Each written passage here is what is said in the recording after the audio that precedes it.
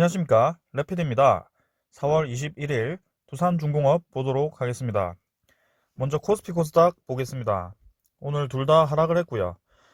코스피는 1.5%, 코스닥은 1% 하락하면서 오랜만에 또 크게 조정을 좀 준 것 같습니다. 특히나 저 코스피 시장에서는 외국인이 1조 4천억, 기관이 1조 2천억을 매도했고요. 어, 코스닥도 적지 않게 1천억씩 정도로 매도를 이어갔습니다. 오늘 이제 한국 증시뿐만이 아니고 해외 증시도 모두 하락을 좀 했고요. 특히 이제 니케이도 2% 가까이 하락을 하면서 계속 하락하는 모습. 중국 증시는 뭐 보합 정도로 마무리했습니다만 사실 이 글로벌 증시 차트를 보면 별로 좋진 않습니다. 흐름들이. 네, 그다음에 상해 종합도 그렇고요. 우리나라처럼 막 고점 부근에서 계속 상승세를 이어가는 모습이 아니고 뭔가 좀 찝찝하게 진행이 좀 되고 있습니다. 나스닥 같은 경우도 어제 1%를 좀 내렸고요. 쌍봉 근처에서 또 이렇게 급락을 한다는 점. 그 다음에 다우 지수도, 어, 다우 지수는 계속 꾸준히 올라가다가 잠깐 이제 조정을 좀 받는 모습이고요. 확실히 지금 글로벌 증시가 좀 분위기 좋게 하다가 갑자기 이제 조정을 주기 시작했습니다.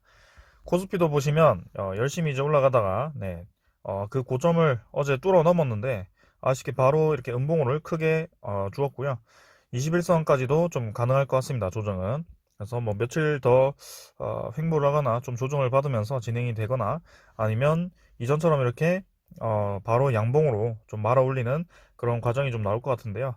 일단 오늘 너무 많이 팔았죠. 네, 거의 3조 가까이를 매도를 좀 했는데 큰 악재 없이 이렇게 진행이 되어가지고 사실 좀 기분이 찜찜했습니다, 이게. 그래서 증시 흐름은 외국인이 그간 매수했던 금액을 대부분 이제 매도를 한 것으로 보이고요. 절반 정도 매도한 것으로 보이고 기간은 계속 매도를 이어나갔다라고 보겠습니다. 자, 고점보에서 잘 나가다가 이렇게 털썩 주저앉았는데요. 일단은 뭐 상승을 좀 하다가 잠깐 차익 실현 정도라고 생각을 하고 계속 보도록 하겠습니다. 코스닥도 열심히 이제 올라가다가 그렇다 할 이제 음봉이 없이 가다가 한번 음봉이 나왔고요.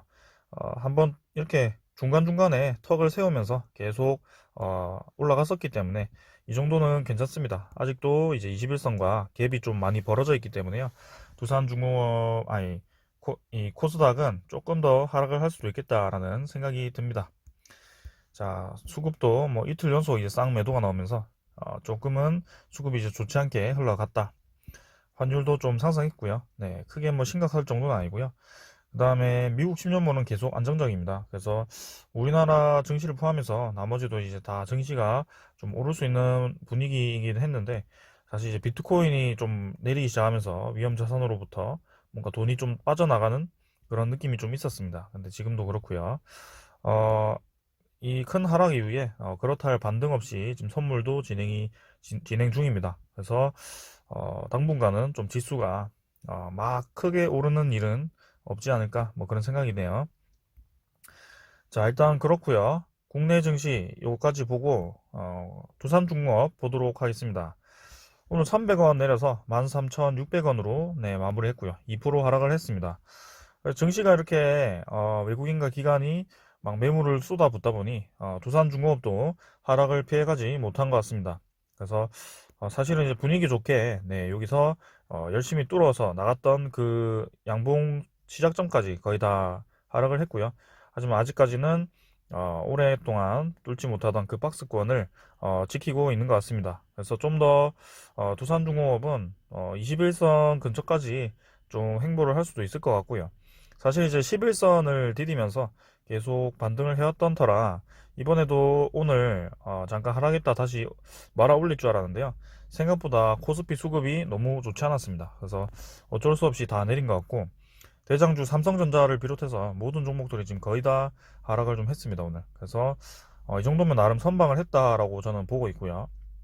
투자자를 보시면 기간 12만 주 동안 매수했습니다. 그래서 계속 이제 기간이 매수를 하고 있고 외국인도 뭐 크게 많이 매도하지 않았고요. 네. 금융투자가 오늘 좀 매도를 했습니다만 우리의 주포라고 하죠. 네. 주 매수 세력은 연기금입니다. 오늘도 24만 2천 주를 매수하면서 계속 연기금이 그냥 쓸어 담고 있다. 두산중공업은 그래서 벌써 뭐 3월 12일부터 해서 4월 21일까지 한번 체크를 해보겠습니다. 수급을. 자, 지금 말 나온 김에 한번 체크해 보겠습니다. 자, 두산중공업. 어, 일단은 종목 상세 보시면, 네, 여기 뭐 추정, 당일은 거의 동일하고요. 네, 외국인 보유는 9% 정도로 진행이 되고 있고, 대차장고도 뭐 1950만 주로 변화가 없습니다. 그래서 별로 신경 쓸 필요는 없고요. 자, 그럼 아까 얘기 드린, 누적 수급을 한번 보겠습니다. 자, 3월 12일부터 해서, 12일부터죠. 연기금의 순매수량을 한번 보겠습니다. 연기금의 순매수량은 298만 주고요. 300만 주 순매수를 하였습니다. 그래서 딱 하루 매도하고, 이 한 달 이상을 계속 매수만 했고요. 연기금이 300만 주를 매수를 했습니다. 자, 이 기간 동안, 사실 이제 만 얼마에서, 네, 지금 14,000원까지 올라갔던 그런 구간이었는데요. 뭐 평균으로 잡고 12,000원 정도로 잡고 하면은 그래도 지금 이게 거의 뭐 360억이죠. 네. 그래서 상당히 많은 금액을 매수를 했다라고 볼 수 있고요. 이 와중에 보시면 매도한 세력은 개인밖에 없습니다. 네, 개인만 매도를 했고요. 기관과 외국인은 매수를 했다. 네, 중간중간 사실 외국인도 어, 장외로 좀 팔거나 장외로 사거나 뭐 이래서 정확한 집계는 아닙니다만 결국에는 개인만 이렇게 열심히 매도를 하고 있다. 그래서 두산중공업은 앞으로도 추가적으로 더 상승할 여력이 있다라고 저는 보고 있고 수급을 굉장히 좋게 보고 있습니다. 뭐 이렇게 좀 재미없는 장이 네, 이번 주도 이어지고 있는데요. 21선 전혀 깨지 않고 네, 무리 없이 진행 중이고 어, 단기간에 이렇게 조정을 준 것은 네, 코스피 수급이 꼬이면서 같이 좀 그렇게 꼬인 것 같은데 뭐 크게 걱정하실 필요는 없고요.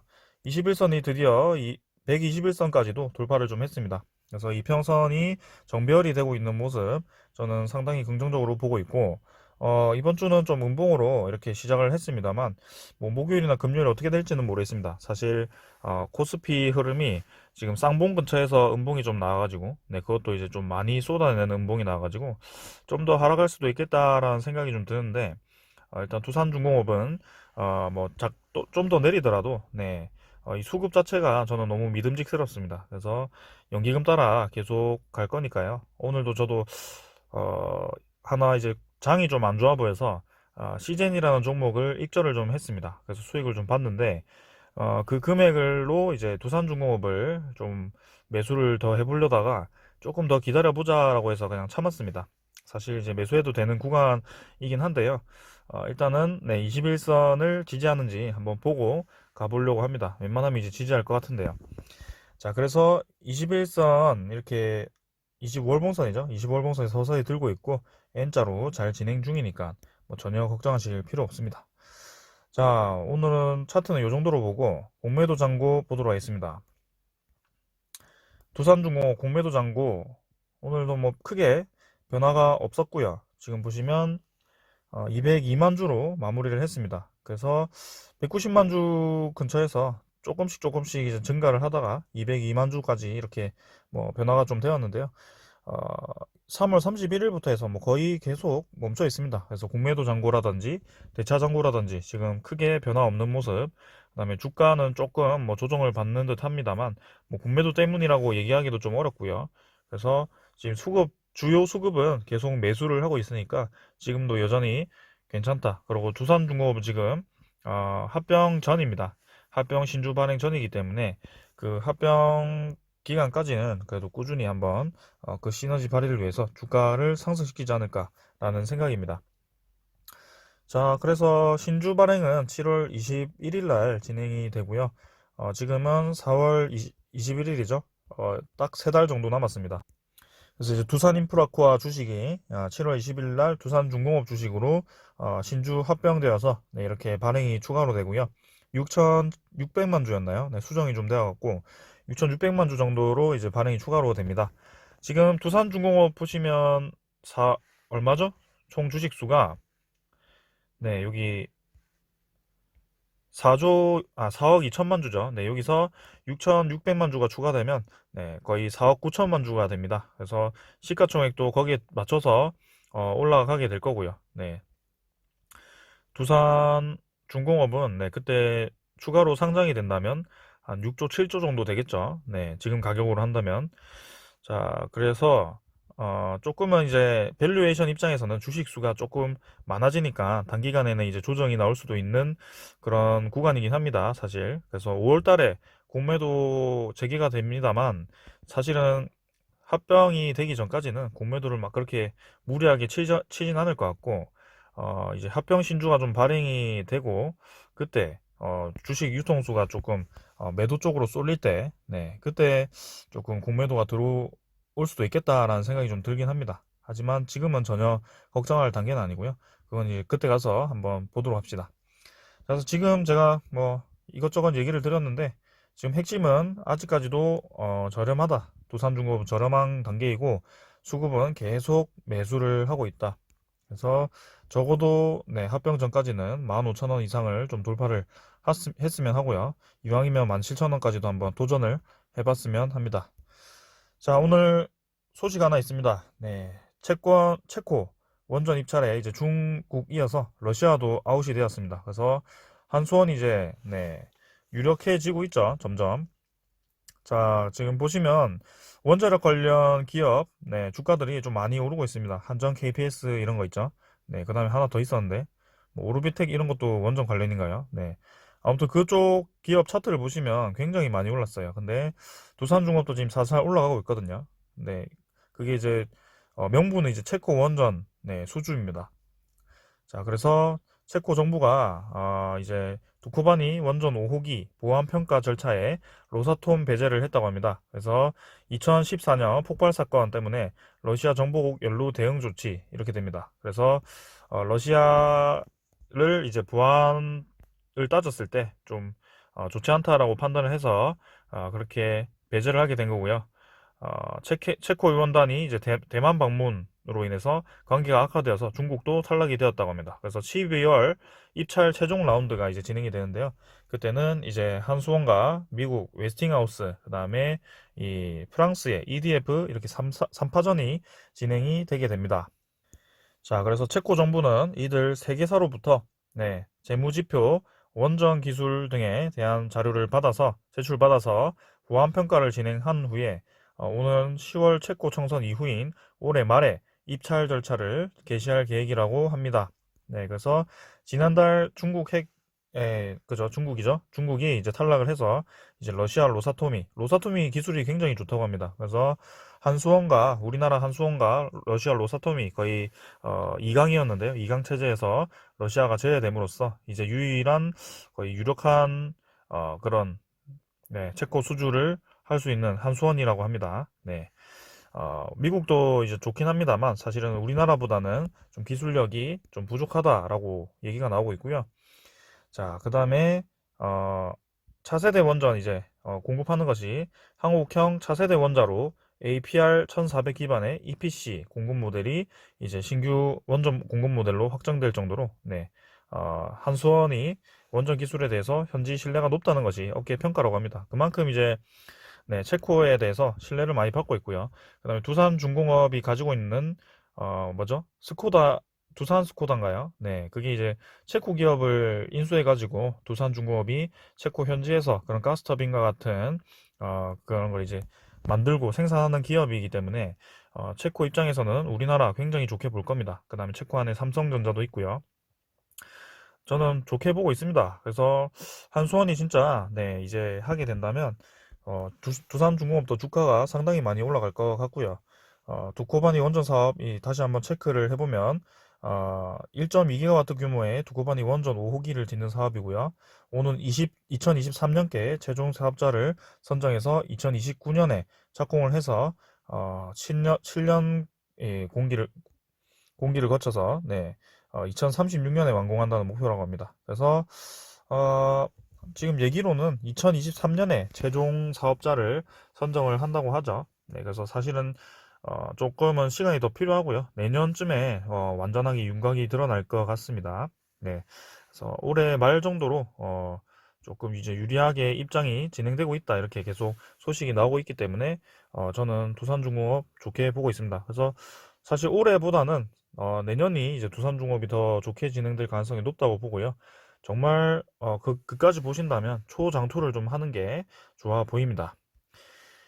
자, 그래서 뭐 하이브리드형 투자라고 제가 이전에도 말씀을 드린 적이 있고, 뭐 이런 낙폭을 이용하시는 분들도 있고요. 아니면 나는 귀찮다, 아니면 나 매매를 잘 못하겠다, 그래서 그냥 우직하게 한번 가겠다 이러시는 분들도 그냥 쭉 가져가셔도 되고요. 네, 두산중업이 어디까지 올라갈지는 정말 아무도 모릅니다. 그래서 뭐 거기에 대해서는 크게 뭐 계속 하루하루의 주가를 신경 쓰지 마시고요. 전체적인 흐름만 좀 잘 보시면서 가시면 좋겠고요.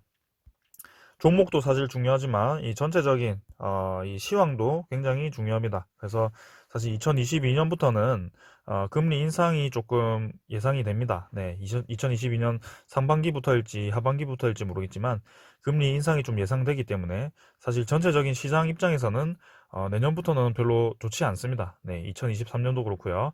그래서 그런 전체적인 시장을 보았을 때는 조금 이제 주식에서 비중을 줄이는 것이 맞긴 하는데요. 아무튼 그런 걸 좀 종합적으로 잘 생각을 해서 대응을 하시면 되겠습니다. 두산중공업 저는 좋게 보고 있습니다. 아직. 네. 자, 오늘은 여기까지 하고요. 두산중공업 최근에 좀 조정을 받으면서 재미없었는데 이번 주 좀 재밌게 마무리를 한번 시원하게 14,000원까지만 좀 올려놓고 마무리 좀 했으면 하네요. 네, 내일 한번 기대해 보겠습니다. 자, 오늘은 여기까지 하도록 하겠습니다. 감사합니다.